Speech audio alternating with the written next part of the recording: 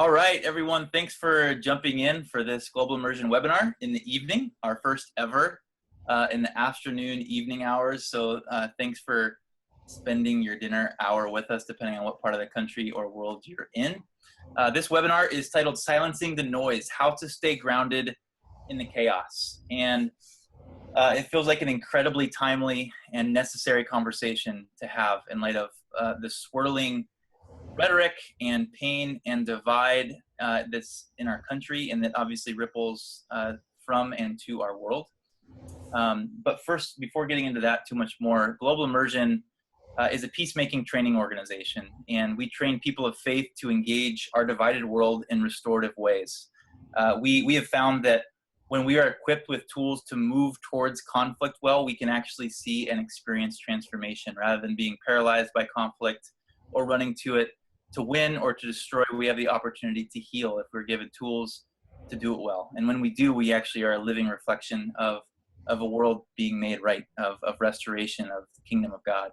And how do we train? We do it in a lot of ways. One of the ways is to actually go to the centers of global conflict and learn from the peacemakers embedded within them, both in the Middle East and down here near my home in the borderlands, San Diego, Tijuana.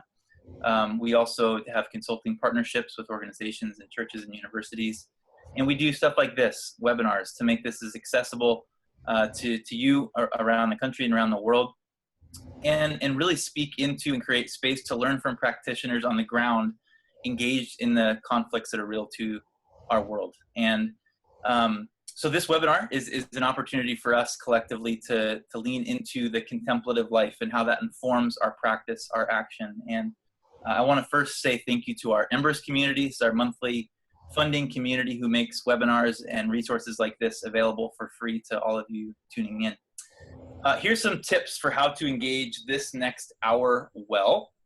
And we invite you to engage this as much as you can, because this is a live experience, and we like to interact with those of you listening as much as we can.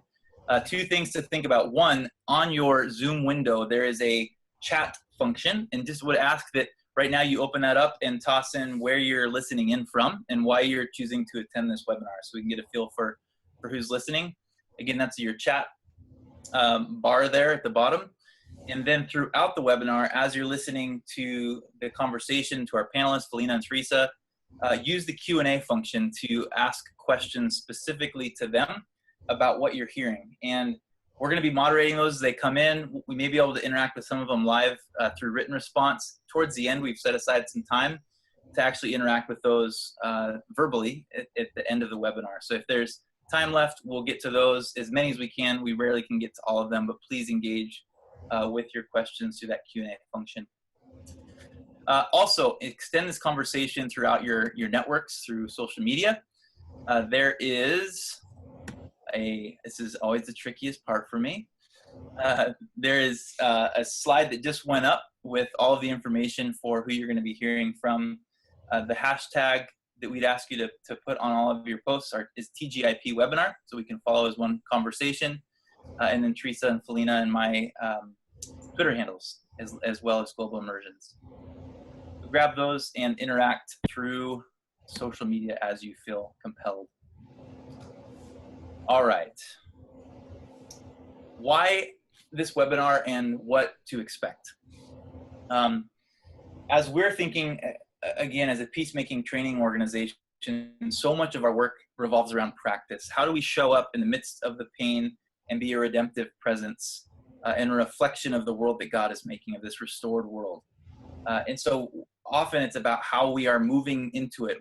How are we associating our bodies and our practices with the faith that we aspire to, or that we say yes to on a cognitive level?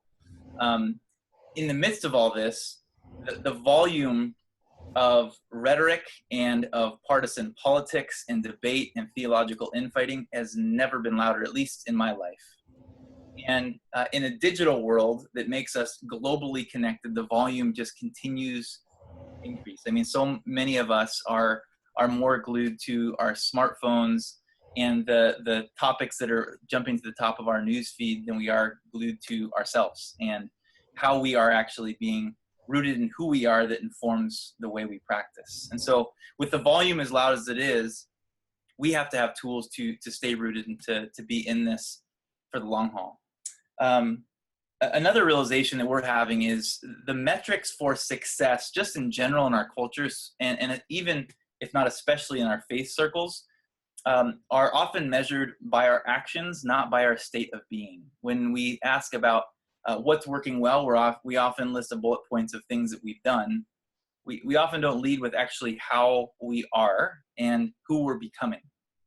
And so as we're responding that way, we're just paying attention to what are the ways that we're beginning to feel pressure to perform our way into belovedness. That if we act a certain way or do a certain number of things, then we will be loved, whether it's by God or by others. That we'll be enough and people will look highly upon us. And it can create this false sense of ego that then drives practice, potentially in some harmful ways, which we'll talk about.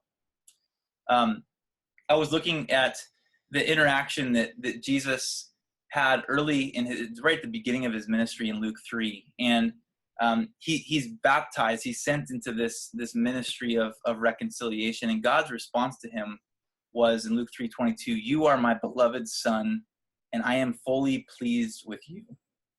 Again, this is before his formal ministry. Jesus was loved by God before he did anything, which is compelling to me, because if we think about this, I think so much of our orthodoxy and our faith traditions, and especially our culture, says that we're human doings rather than human beings. And as silly as that might sound, or trivial, or we may of course know that that's not the case, oftentimes our life and our actions reflect that false sense of identity. So what does it mean to follow a God who loves us before we've actually done anything? Another thing we're paying attention to in our world, especially in the advocacy action level, is it's easy to say and to do the right things in the wrong way. What does that mean? I think sometimes we can get so worked up necessarily around issues of injustice and brokenness and pain, and then we begin to try to shame people to transformation. And our experience has been that shame actually doesn't work. It doesn't transform. It doesn't lead to a renewed set of identity and practice. It just perpetuates divides. And so when we begin to get more concerned with being right than being in relationships with people and walking on a journey together towards our collective healing, we can begin to just contribute to the noise that we're all seeing and experiencing every single day. To paraphrase Thomas Merton, a historic contemplative, he would say, we have to disarm the violence within ourselves if we are to disarm the violence of our world. And whatever that violence looks like in ourselves, whether it's lies we've told ourselves or lies we believe that others have projected onto us, if we're not confronting and disarming some of that violence, we can just perpetuate the violence in our world. So with all that being said, our conviction has never been deeper that our actions for peace, for this holistic repair of relationship, is more important now than ever, or at least as important as it ever has been. And so this is a good instinct. We have to keep pressing in, but the only way for sustained practice and to do this collaboratively and to lead towards our collective healing is to come from a place of healthy identity and spirituality. And so it's with all that being said that I'm thrilled to have two experts in this field walk with us in this webinar to share a bit of their stories, not only the work they're doing now, but the stories that led them to the work they're doing now, and the ways that they're helping individuals and communities transform it, and just be reminded of who we are and whose we are, that then leads to practice. So Teresa and Felina, I'm going to hand it to you both to give a little bit of introduction personally and then organizationally of how this is filling out in your vocation. So Teresa, you want to kick us off? Sure, I'd be glad to. For me, I am based out of Chicago. I saw a lot of Chicago people already in the chat, so that's exciting. A lot of Midwest people already in the chat saying hello.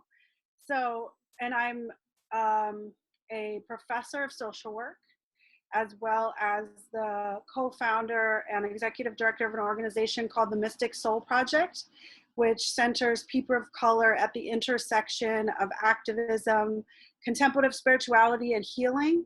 And the reason for me of those three things being intersected within the organization, but also for me personally, has come out of the fact that my own contemplative journey originated from trauma healing. So in my own life, having trauma, sexual trauma in late adolescence, PTSD for 4 years, and actually the contemplative path through traditions like yoga and Buddhism, and then sort of rediscovering my Christianity through contemplative Christian practice was a deep component of my healing. And so I've always seen those things as inextricably linked, both in my work and how I integrate it over the last 15 years as a trauma therapist, and now in the organization. What does that look like when we're also centering those that are marginalized, sometimes even in contemplative spaces as well in the wider world? And then how do we actually create a synchronicity between that healing, between that contemplative grounding, and into the action that we do in the world, however that shows up specifically for us. And for many people, that is it's a heightened response in this moment. So for me also, particularly in this moment, there's no way to talk about contemplation without also talking about healing. Additionally, I've written a couple of books that are specifically on trauma and healing, but are also deeply grounded in how contemplative practice helps us to stay centered, stay focused, and actually is a deep part of that reparative healing from our own trauma. Awesome. Thanks, Teresa. Lena. Thank you, Teresa. It's really an honor to be included in this webinar today, John, alongside Teresa. Thank you so much. And thank you all who are participating in the webinar tonight. This is really quite wonderful to see the people from all the different places around the country and across the world. So personally, I grew up evangelical, and for almost 20 years, I co-directed an international nonprofit focusing on social justice work among survivors of trafficking, children with HIV and AIDS, and children of war. And about 8 years into that work, I really hit a wall, a crisis of faith, if you will, where pain and suffering, human pain and suffering that I'd witnessed over the years, and all these horrific extreme cases, it was just all unresolvable for me. I had grown up with a particular worldview that thought I could make the world a better place, and I was finding that there was actually very little that I could do to make a difference in these kind of great extreme cases of human suffering. And so I came to the end of myself in terms of what I could offer. And that led me into a pretty dark place. I could no longer pray, which was a big deal to me because I grew up in the church, attending church at least 3 times a week. I always took my faith very seriously.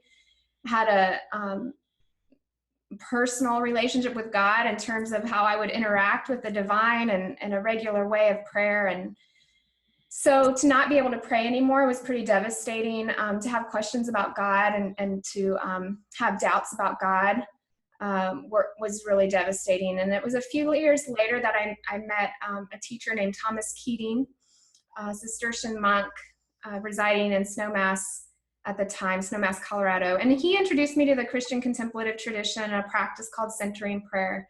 And it really changed my life.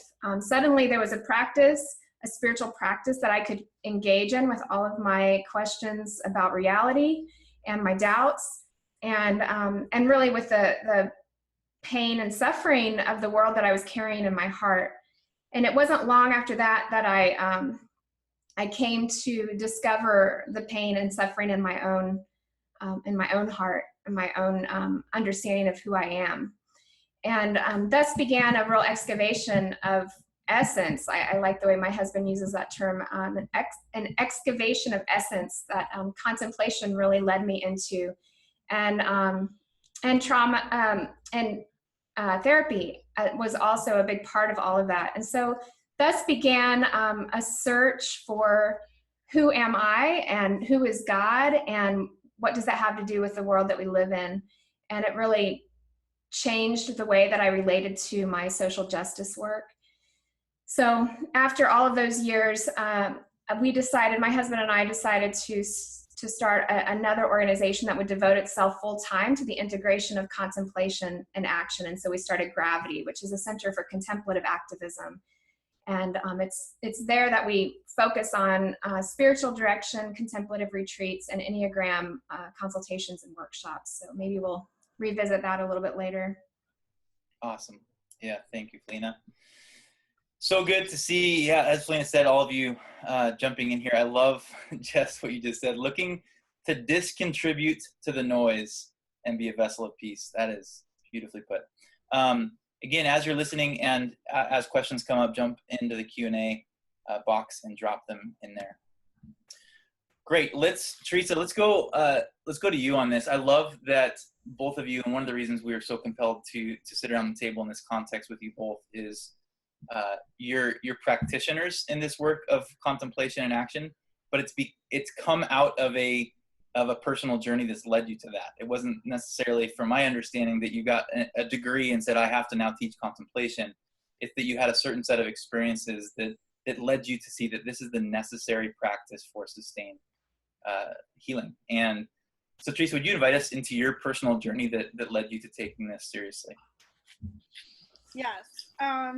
I go back to the very beginning of my origin story just as a touch point, because I was named after Teresa of Avila in an orphanage. So I was born in Bogota, Colombia, and I was in an orphanage there for 4 months before I was adopted and brought to the US. And so I was named by nuns after Teresa of Avila because I was born on her feast day. And then my adoptive parents came to get me at the orphanage, and they were given the story of what the nuns had named me. And of course, then they had the option to change that name. And they said, well, this is one of 3 names that actually we already had on our list to select for our child's name, because actually we've been praying for a baby in our Catholic Church, Teresa of Avila Catholic Church, for the last 7 years. And so I always joke that in some ways Teresa made sure that I had no option, even though I wouldn't quite realize that this was a deep part of my path for another 20 plus years, 25 years. But as I said before, for me, it really very much came out of deep brokenness. And I think those moments where God and where the depth of that sort of spirituality breaks through are moments of deep fracturing in one way or another. And so for me, it was physiological trauma of violence, and it was the emotional trauma of that violence that the sort of mainstream Western modalities, as they stood sort of in the medical model, were not breaking through in a way that was healing me. And it's also what provoked me to want to go and become a trauma therapist myself and integrate contemplative practice into how I helped people heal, because I really believed, as I sort of navigated in this isolated place, how this contemplative practice was grounding me deep in my soul and simultaneously healing me in my soul and in my body and in my whole self. That there was a key component there that I wasn't really seeing excavated within the sort of medical or professionalized model of how we talk about how people heal. And over the probably last 15 years since then, people are now integrating things like meditation and yoga and dance and movement into the way that they're talking about how we heal. But at the time, it wasn't really even anything that was being discussed as being synonymous or integrated. And so that's also why for me that those two things are foundational together, because of my own journey, because how much my healing was informed by this deep centering and grounding with God. But I also believe it's so easy not to do that when we're not pushed to sort of a breaking point of some kind. And so I think that, thinking about the Rumi quote, the breaking point is where the light comes in, is and has sort of said across traditions in various ways, is because it is the places where we break that there's room for that light and that depth and that potency to come in. And that's also why I think this social political moment is that as well for many people, that, and particularly activists and organizers and people that are trying to do the deep work of change in the world in a time that feels so overwhelming, that it's also a moment where light can get in. Would you help us? I think it's easy for us to be so physically present with our own journey that we don't actually create the space to reflect on what is actually unfolding in our own journey. And I'm curious if you would help us excavate our own journeys. Is all these folks sitting here and thinking about, many of us might be dealing with past trauma. Maybe we've said it, or maybe we haven't, or we're just feeling overwhelmed again by the complexity of our world.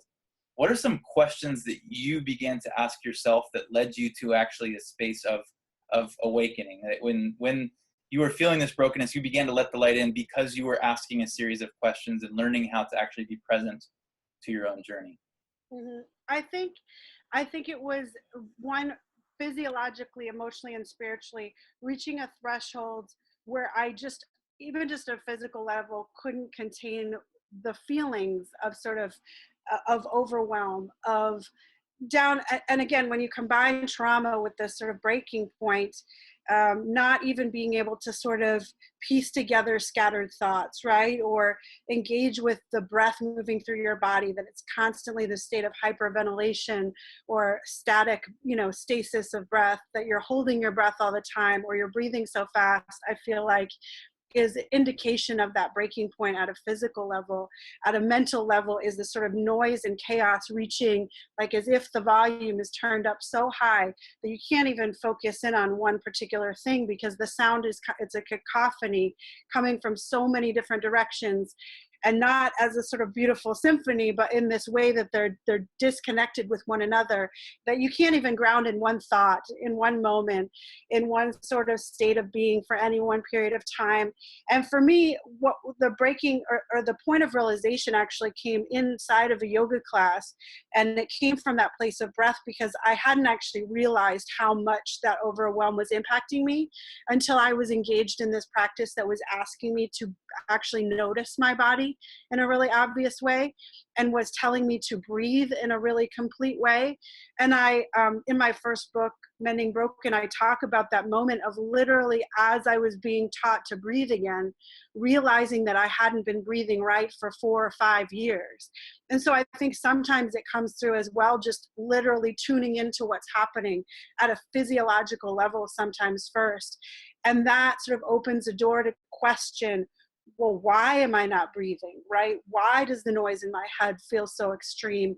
Why can't I settle down and just be in any particular experience I'm having for a moment? Why am I always with whatever happened before, or whatever is going to happen next, or the worry or the frenzy around that? I think once you feel it, the entry point can be feeling something that's different than what your normal is, and then realizing that normal is actually really disconnected. Good. Thanks so much. Felina, let's hear some more of you shared some of your personal journey. I'm especially curious, many of us probably on this call came from or are part of evangelical or post-evangelical circles, and you yourself were, and then move into the space of action. We're going to talk a little bit more about that, how to deal with this tension of action and contemplation. But would you walk us a little more into your journey of being open to these practices? I assume you probably weren't taught them in some of the traditions you came into or you were raised with, and how that began to form who you are, who you become. Yeah, obviously I didn't grow up being introduced to these practices or the contemplative tradition. My faith was really very much around what I could control. And when I was introduced to centering prayer and other contemplative practices, I found a faith that could hold me. And that's what was so appealing to me, because for all those years of social justice work, it was very much about what I could do and how I could make a difference. And even in my private life, in my private faith life, it was about the way in which I would interact with God, and there's a lot of action even in my prayer life. So to come into the contemplative path was really refreshing to me, because suddenly there was something that could hold me and I could learn to let go. And that's incredibly liberating for a life that has been so dominated by having to be in charge. I mean, that it's up to me, that the fate of the world kind of rests on my shoulders. I mean, that's sort of the way I engaged with with the social justice work that we were a part of. And certainly we are responsible for the state of our world. But the gift of contemplation is that we come to realize our particular responsibility in a way that is incredibly liberating. So I grew up hearing Jesus's wisdom in the Gospels around, my yoke is easy and my burden is light. And I remember in those days thinking, how in the world is that possible? Because my experience of partnering with Jesus in the world was a very, very heavy burden. And I think a lot of us in this moment, in the times that we're living in, and the state of the world and the situations that we're having to address, can feel like an incredibly heavy burden. So I might ask the audience to consider, really, what would it look like to partner with Jesus in a way that the yoke is easy and the burden is light. Contemplation has given me a way to really experience that, a real freedom and liberation to engage the world in a particular way, in the way that I'm gifted and designed to contribute, and to move into greater trust for ultimate reality. Did you, and this will move towards our second prompt around what are some of the barriers that keep us from engaging lives of contemplation, but when you began to take this seriously, did you meet resistance from others in the activist community who were saying you aren't being active enough, or by trusting and moving into this contemplative space that then helps you discern what is yours to do? Were you receiving criticism? And if so, what did that look like? Well, I remember in the beginning, it was terribly lonely. I felt very much alone. I didn't have any teachers or guides other than the writings of Thomas Keating, and if I would visit his monastery, or really the writings of the mystics. During those times, they were my only teachers and companions along the way. And then in my community, there was very few people who really valued what I was exploring. And so beyond that, yeah, there was criticism. I remember one of the biggest arguments was, oh, that's for introverts. I'm an extrovert. That's not for me, or I'm an activist. This contemplatives, that's some other kind of call. And that's really an unfortunate divide that we've inherited through the centuries, that contemplation and action don't go together. But we're living in a time when we can realize what Thomas Aquinas called the mixed life, where contemplation and action really can go together. And so I think it's a really wonderful opportunity. I think we're living in a time where consciousness is evolving, perhaps at a rate that we've never seen before. And so I think those listening to this webinar and others are really waking up to not only the value, but how incredibly crucial it is for us to get this, that the ways that we've been trying to heal ourselves and the world haven't been working. And so I think by integrating contemplation and action, we find a lot of hope. Good. Yeah, I think of so many dear friends who have given their lives for the work of justice, and get so unbelievably burnt out by the constant output and overwhelmed by the gravity of our world that many of them just hang up their cleats. Like it's just to either it leads to some kind of breakdown that's not being processed well, and then it can lead and manifest itself in unhealthy ways personally or to those around them. But like thinking of if God's work in the world is to restore all that has been broken, then we need to live into practices that actually allow us to be in it for the long haul. And that's what I'm hearing you say, is you've seen the gravity and pain at some of its most intimate levels in our world, and it's led you to say the contemplative life has to be the grounding for engaging these spaces. Yeah, absolutely. I just don't see any other way, because at the heart of contemplation is really our capacity to see. And I think many of us are walking around blind. And I think it's interesting that Jesus's teaching often was narrated through stories of healing people that were physically blind. And so if we're walking around in our world blind or not completely seeing, then clearly we're going to have terrible blind spots, and our best intentions may cause more harm than good. Contemplation really helps us wake up in a way that helps us to see reality a little bit clearer, beginning with our own understanding of who we are. And that translates into being able to see everyone else for who they are, and waking up to really the presence and action of God in us and among us. Awesome. We often say in our trainings, our first practice of everyday peacemaking is to see the humanity and the dignity and the image of God in everyone. And we have to ask the question, who have we been taught to see and who have we been taught not to see? And really it's confronting some of those blind spots. Who, based on our politic or our theology, our social location, we have these blind spots that have taught us not to see certain people. And it is really this process of contemplation that leads to identifying and confession and repentance to see the way Jesus sees ultimately. And awesome. Okay, these questions are great. We're going to get to some of them as they come in. Keep them coming. We're going to go to Teresa. I want to keep going on this thread of what are the barriers that get in the way of our contemplative practice, and specifically for you, like what are some ways we need to actually contextualize this practice of contemplation around race and gender and social location? Like, are all these practices, do they work for everyone, or do we have to approach this based on who we are and what communities we're part of and our story? Yeah, I love that question, and specific to that, being able to speak into that. I think one of the reasons I started Mystic Soul Project was because of the absence of those questions in the spaces I was in. You know, spending over a decade learning in the contemplative tradition as it existed, and the teachings within the tradition, but still dominantly, well, almost exclusively white teachers, and almost exclusively male white teachers. And in those spaces, what you realize is that there's an invisibilizing just by what's unsaid or unseen based on people's social context and framework based on who they are, right?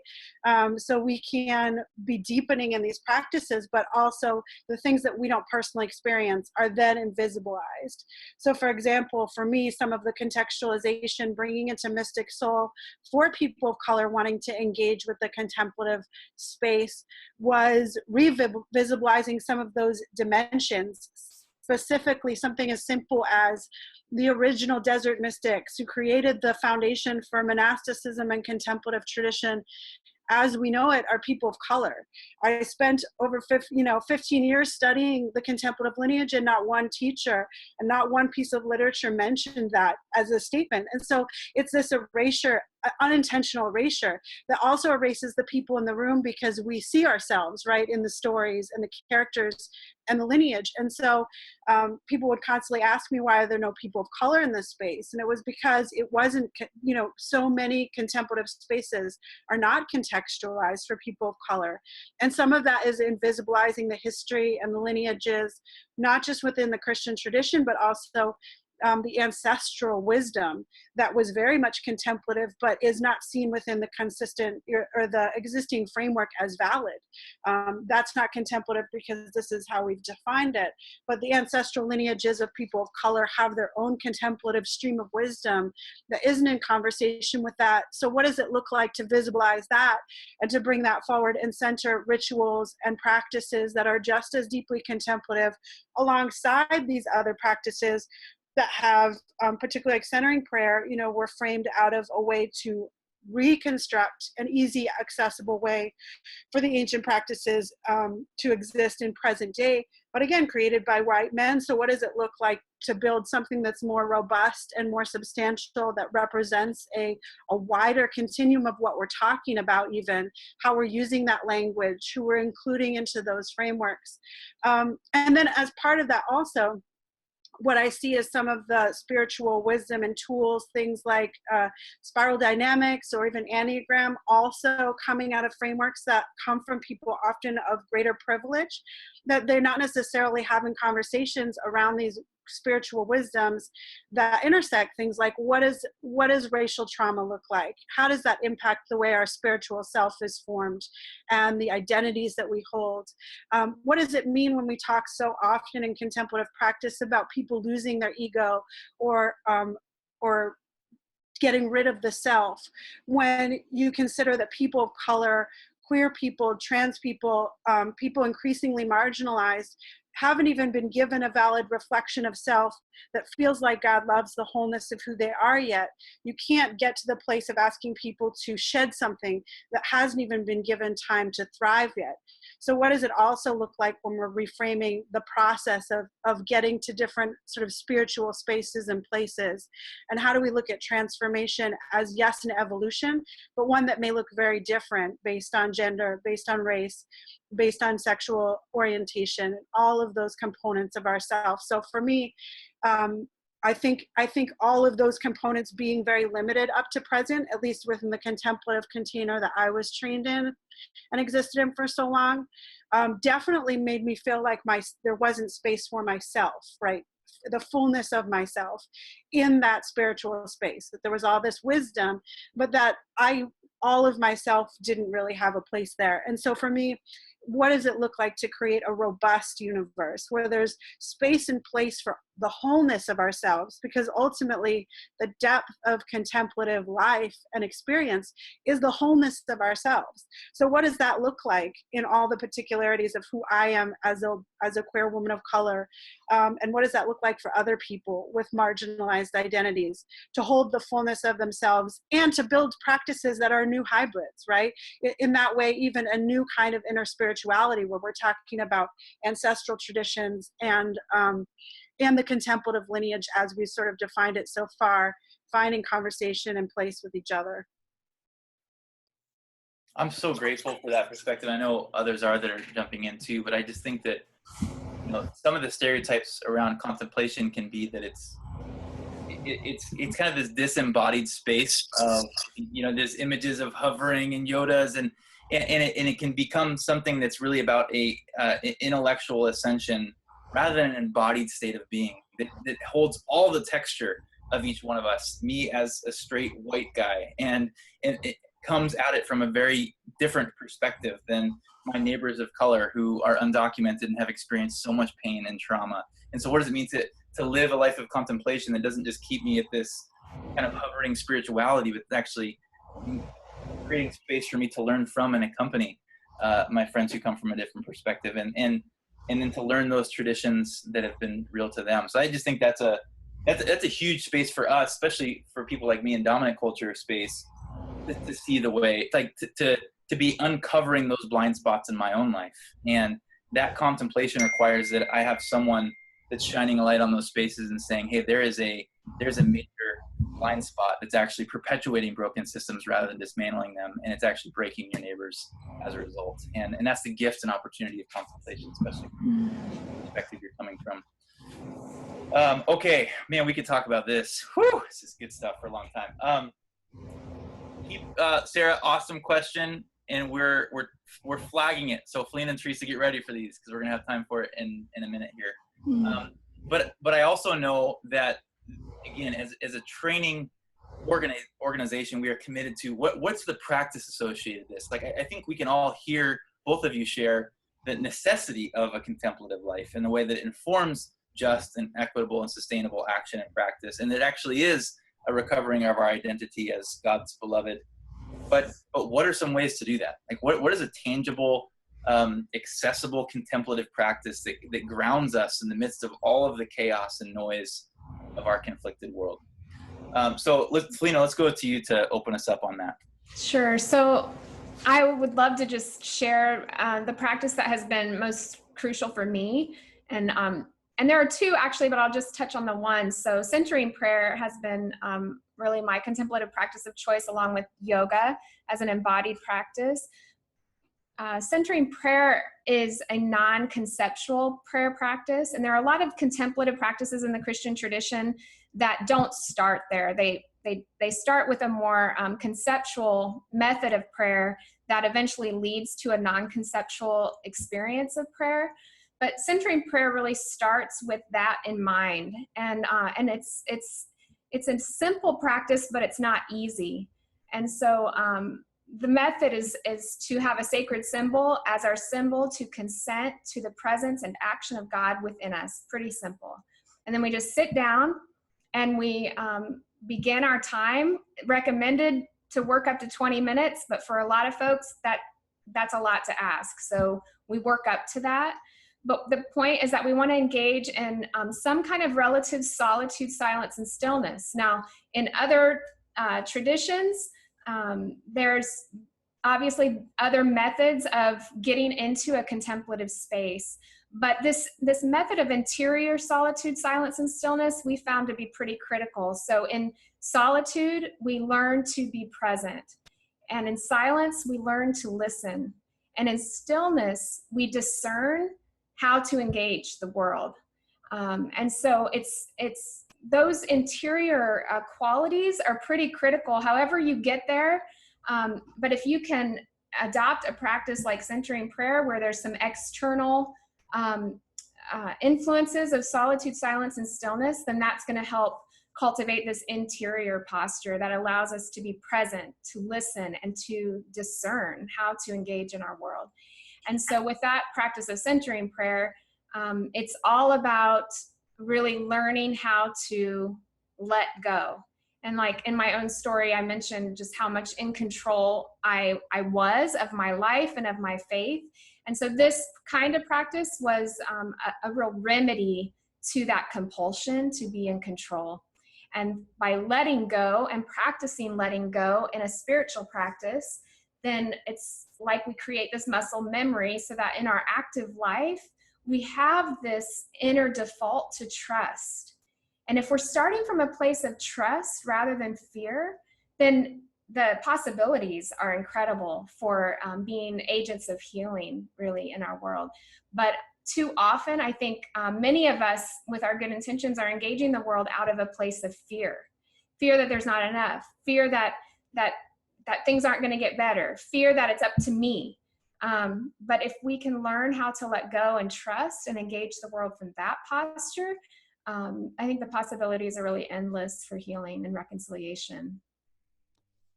What would you say on a hyper, one of the questions we had posed in the barriers section was just on a daily level, like there's just so much to do. And from the moment we wake up, our attention is being grabbed.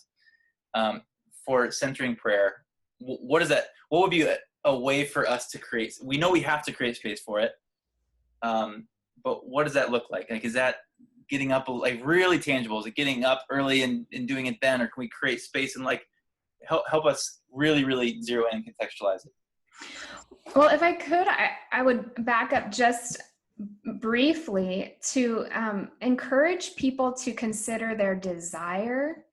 Because if we approach contemplative practice from a place of I should do it, or I have to do this, or I've been told that this is good, then it's not really going to take effect. It's not really going to grab hold of us.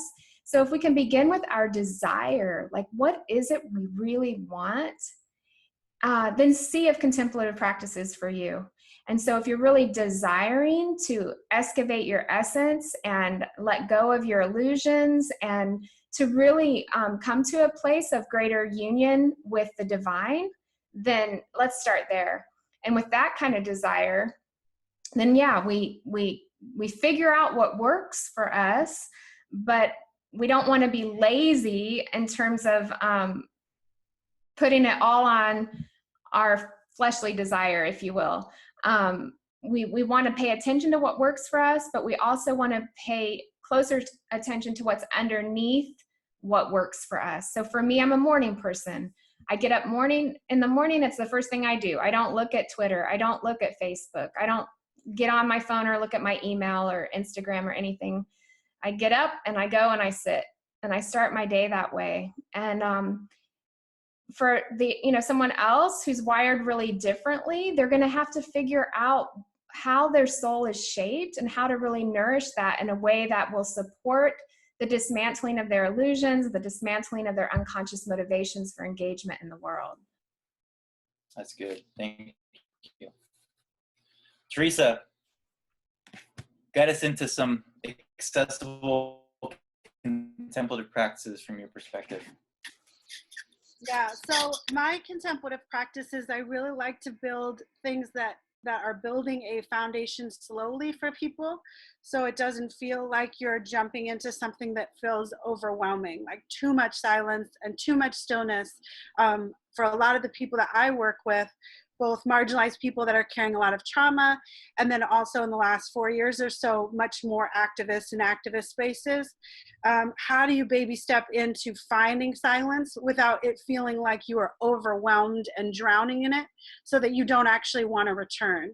So for me, it's thinking about what are the ways that you can simply ease in, and one of those basics for me is breath. And it goes back again to what I reflected on in my own story of discovering my sort of dysregulated breath by breathing in a different way. And so there's a practice called 3-part breath, which is really increasing the depth of breath in the center of your body, from your belly, through your ribs, to your chest, and reestablishing a pattern of breath that is slow and steady and expansive. And oftentimes over our lifetime, actually, just in general, regardless of stress or not, we invert our breath so that when we breathe in, we're actually constricting our air. And when we exhale out, we're actually expanding our body, rather than the flow of air. If you look at a baby, when they breathe in, their whole body's expanding. You can see their belly rise. And when they exhale, you see their belly descend. That's our natural, original, sourced way of breathing that we lose over time out of stress, out of busyness, through the way that life just functions. And so what I like to do as a basic premise, pretty much anywhere that I go, sharing with people, is just how do you begin to notice how you're breathing, and then how do you begin to regulate your breath in a way that actually reestablishes that original healthy full way of breath that we knew from infancy and our bodies forgot over time. And so that's something that I really like, because again, it's grounding in this contemplative quieting, it's embodying it, so you're really intentionally paying attention to your body when you're doing it. And it's also active enough in the sense that you're paying attention to something that's happening. And so it's easing you into this sort of stillness and slowing down process.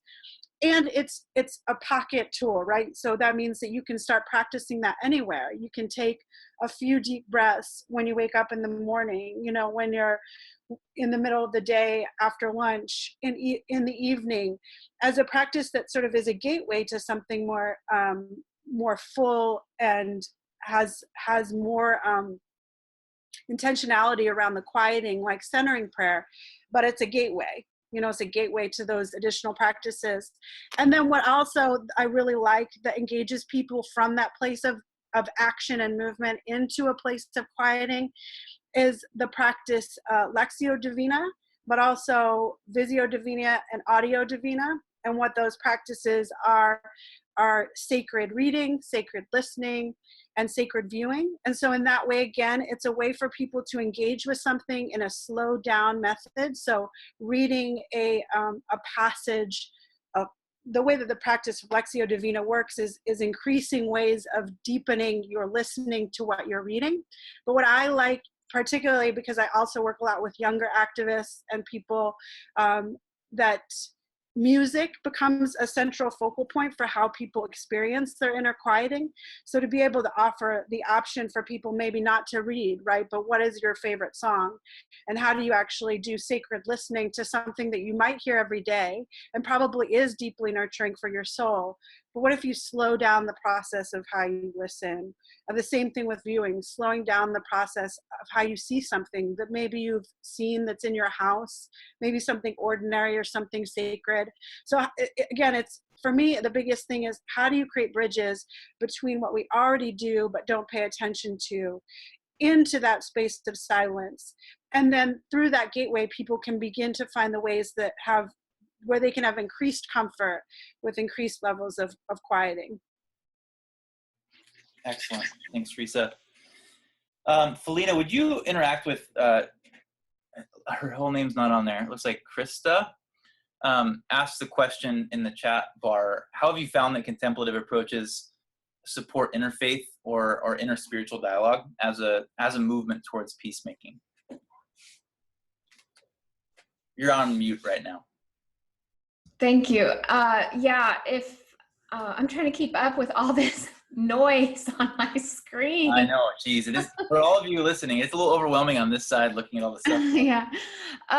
No, that's an excellent question. And if we're committed to a non-conceptual practice, a silent practice of meditation, it's incredible for interspiritual connection, because if we can just all shut up, we find that we actually have a lot more in common than what would divide us normally. And so that's what I love about our weekly sits that are here at Gravity, is that we draw people in from all different walks of life, people who would normally not necessarily talk with one another. I mean, clergy from very opposing camps in the city will come and sit in silence with one another.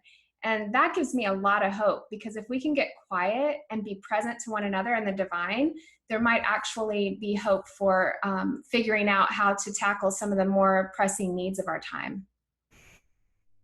Excellent. Teresa, Sarah asked a question about living in a rural area, and that it feels pretty lonely oftentimes as one who wants to begin to live into this contemplative life and action. Her question is, what does it look like to build community around these values?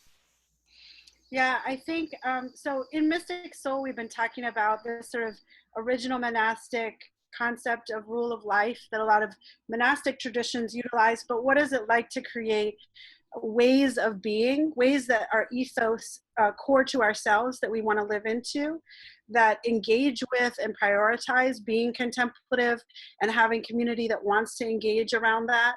And so I think beginning to think about what those that ethos might be, what is your rule of life, or as I've sort of been talking about it as well, to people, rhythm of life. So Felina mentioned earlier, you know, getting up in the morning and that rhythm, right? That there's a practice engaging in what you're doing. And I think there are, particularly in this moment in general, but definitely in this moment, more and more people are hungry for finding that space of quiet, because of not just the general noise of the world, but the tension and intensity of the world. So I think also, as you start to ask those questions, being able to engage other people in those questions. What is a rhythm of life? What are the principles and ethos of a contemplative way of life that I would want to engage with? And then through dialogue with other people, I think you'd be surprised, even in smaller rural areas, that people are deeply yearning for this, but may not bring the conversation forward necessarily inherently. So if you can begin to engage that conversation in the communities you already exist in, while it might not be everybody that wants to prioritize that you will find resonance. And then the second thing, what I love, and a lot of what Mystic Soul does, is a lot of virtual community building. So and also, you know, you will find more people than you think, but also you may not find the most, you know, the full robust community that you want in your isolated pockets. And that can be true for people feeling isolated in a city as well as in a rural setting around those sort of ethos and contemplative way of being. And so how do you engage with social networks that are virtualized in ways that are helpful? So Mystic Soul, this fall, we're going to start doing a one-time monthly virtual contemplative practice space, so that people will share different practices and people can hop on and participate and practice with each other, because maybe there isn't a practice space where you are. And ours particular, again, so that focus on what does a POC centering version of those spaces look like, which are even more rare for many people in many places. But so I think there are multiple ways you can build community out, and it may be a network of those pieces, maybe virtual, it may be real. And just beginning to have those conversations and dialogue, and looking for the people and the places that have resonance. Excellent. Let me ask you both this question as we're moving towards the end here, but again, getting super tangible and practical to what many of us face every day. You know, I'm imagining that latest political or theological debate hits the fan, and we begin to, in that moment, be tempted to escalate and jump into the conversation, which is less a conversation. We call it conversation sometimes, but really it's more a combat. And we engage it, and we go to sleep that night, and we lay down and we think, what did I just say? Who have I become? What did I just say? In that moment, how are we to stay grounded in the chaos? We know we have to speak up for, as we often say, we're called to stand in front of any bulldozer that flattens people. But again, how we speak up when understanding our own rootedness and identity, what's our practice in that moment? I'd love for Teresa to respond, because I think she just got back from a moment that could really inform the question. Sure. Yeah, I just got back from Charlottesville. It was the second year. I was there for a week last year after August 12th, providing trauma response. And then I went back to provide support and help facilitate with a team of women of color a healing and repair service for the community. And yes, I think, and that is such a big component. What I realized both in going to Charlottesville after August 12th and then returning again is, as much as the critical moment trauma needs to be addressed, it is just as much, and the urgency is just as great, even in those moments, around people learning how to navigate this constant barrage and the constant need to engage, and the virtual space, which can be great to build community, can also totally disrupt us and not allow us to have any space or distance. So for me, like a self-care practice and a contemplative practice, it goes back to the sort of the ethos of the breath, which is pause, right? Being able to give yourself permission to pause. I think particularly for people that are actioners in the world, that pausing feels like a guilt-ridden prospect. To not respond to a thing in the moment feels like I have to. And sometimes you do, and sometimes you don't, but very rarely, particularly online, do we ever give ourselves pause to discern the difference between the things we need to respond to and the things we don't, or the time to power down, right? The Twitter feed because it's midnight or because it's 10 p.m. and rather than just keep going all through the night. And particularly people that are really engaged in things that are where they're directly involved, say in either campaigns or actions or things that are not going to dissipate. You have to, for me, it's really a spiritual practice to set boundaries. Although it's something I learned most critically in my therapist training, for me, it's probably, particularly in this moment, the greatest spiritual practice to ward off the burnout of that, because it will eat your soul up to constantly feel like you are being personally assaulted by what you're absorbing, and then the output and the toxicity of that output over time. Because if we don't pause to discern, what do I respond to, what do I not, when do I shut it down, then our level of toxicity just mirrors the toxicity that's coming at us, and then we just become part of that machine of sort of brokenness and woundedness and pain, and that's what we're absorbing. That's our constant source of food to our soul, instead of the opposite. And so to me, a lot of what I've been talking about to activists in spaces like Charlottesville and otherwise is, how do you set the boundary to protect your heart, to protect your soul, and to keep a space between yourself and that external toxicity that is going to continue to keep feeding and feeding you at the same rate if you allow it to. But when do what is your curfew for when you shut down social media? And what is the number of breaths that you want to give yourself before you respond, or you decide whether you want to respond to any particular message in a virtual medium? And losing that sense of guilt and shame at not responding to everything, because it's actually healthier. And this is also what I tell people, it's not just healthier for yourself, but it's a healthy way to both model and engage with your own community. Because particularly people that are involved deeply in their own engagement and organizing alongside other people, as you model the toxicity, the whole community does the same. Well, we got to keep going. We got to keep answering. We got to keep responding. But when people start to shift their own interpretation of how they want to absorb or not absorb pieces of that, then it models also something for how the community can change its ethos, going back much to that rule of life. How many breaths do we take before we respond? What is our curfew for turning off and turning on social media? So good, so practical. Thank you. Felina. Oh, wow. Well, I'm looking at the time here, and I want to be conscious of that. I think what Teresa has offered is just super practical. if we can learn to breathe, that breath will prevent a lot of regrets. Let's put it that way, in terms of how we respond, whether it's responding to social media or responding to the protester in front of us. And so really letting breath be our friend, I think, is the most practical advice we can give right now at this time with the limited amount of time we have together. Thank you, Teresa. Excellent. Okay, we are at an hour, and we're going to go a little bit over it, and that's okay. But thank you all for your deep engagement. Your questions have been awesome. Comments and otherwise, we're going to offer some really tangible next steps in regards to how to engage in your formation as everyday peacemakers with global immersion, and then specifically with Felina and Teresa and their work in contemplation and action. So Teresa, would you share a couple ways that people could engage with you in the Mystic Soul Project? Absolutely.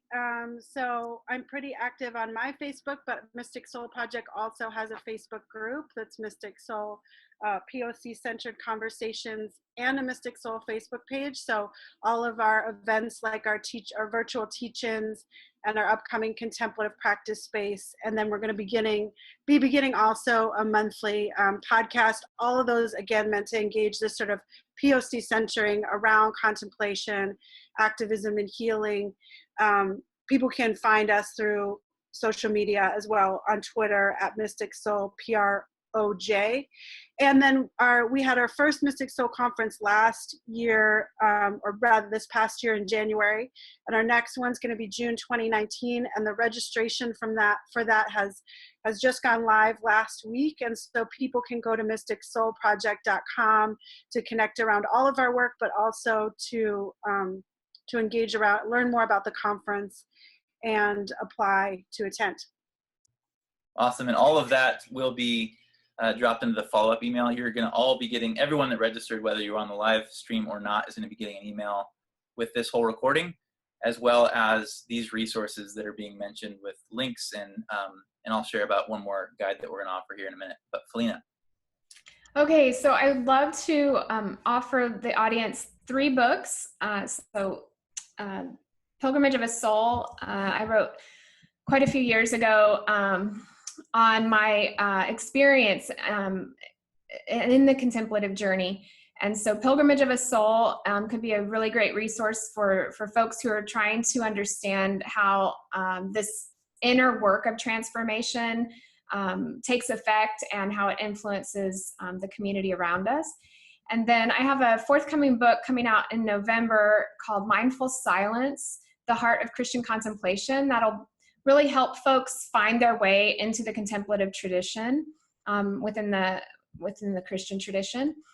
And then my husband's book that dropped this past fall, I guess almost a year ago now, The Sacred Enneagram, Finding Our Unique Path to God, is super helpful for anyone who knows about the Enneagram and wants to learn more about what it looks like to uncover their true self, their true nature.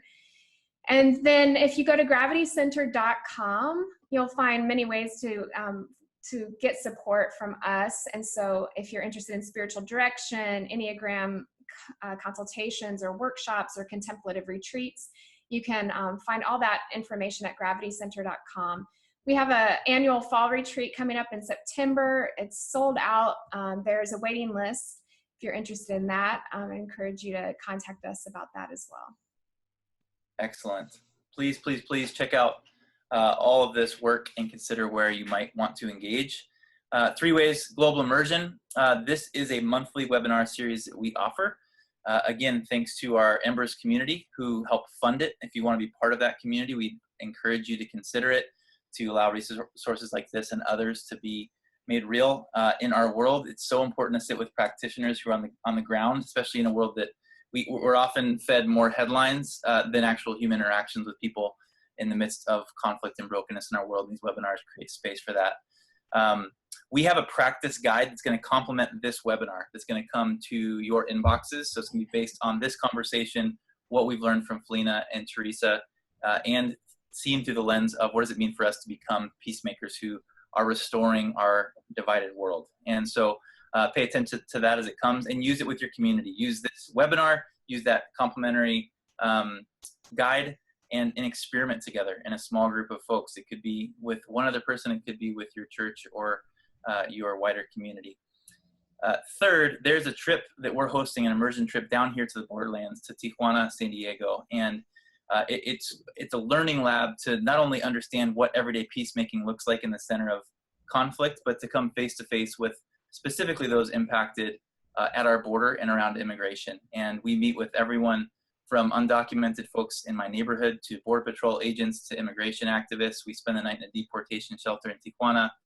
It's a wildly immersive experience, and all the while, we're not only trying to humanize a very political issue, but we're asking, what does it mean to care for the stranger in our midst, in our own neighborhood, whether it's Chicago or Omaha or San Diego or Oakland. And there's still some spots for that. It's October 4th to 7th, and we'll have a registration link in the follow-up email. Otherwise, thanks to you all for jumping in. May we be a community of people who understand more and more our identity as ones who are loved, and journey back to that space and live as practitioners who are restoring our conflicted world. Thank you, Felina and Teresa, for guiding us on those paths. That is all for now, friends.